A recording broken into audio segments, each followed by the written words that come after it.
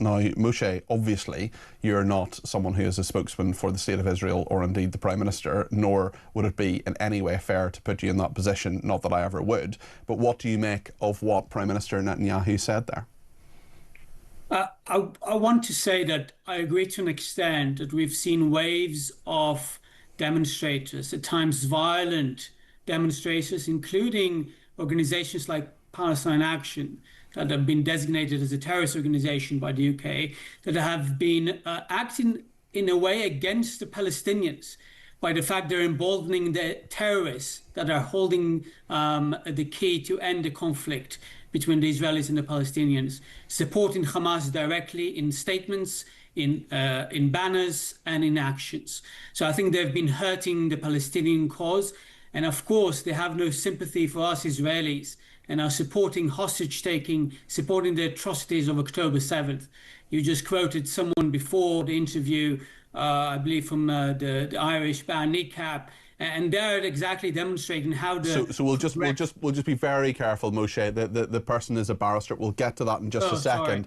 He's not a member of Kneecap, and there is an ongoing legal action there. So okay. we'll just be misheard. Absolutely fine. There's no problem there. We're just a little bit tight on time, and I do want to ask you about what Frank McGuinness said. I'm going to play you a clip in a second. Just before I do that, I just wonder whether you think the invasion of Gaza City by Netanyahu is the right option, and whether that will be involved in any kind of positive action to get your brother-in-law back.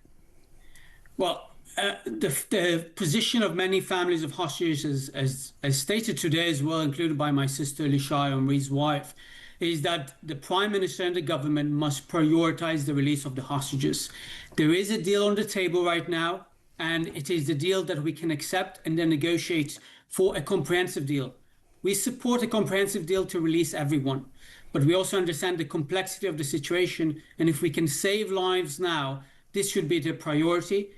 Military pressure should be used as a lever, as a mean, but not the end itself. Let me now play you a short clip. This is the barrister Frank McGuinness. I'll be speaking to him later on in the programme. We had a pretty fractious interview a couple of months ago. This is outside a trial. Frank McGuinness, as I say, we've spoken before. He said this about the 7th of October outside a court yesterday. The Palestinian people have a right to use armed force to resist the apartheid state. We must all loudly proclaim our support for the Palestinian right to use armed force in self-defense against the genocidal fascist regime. And the third thing I'm here to suggest is that we are all anti-Zionists. What do you make of that comment?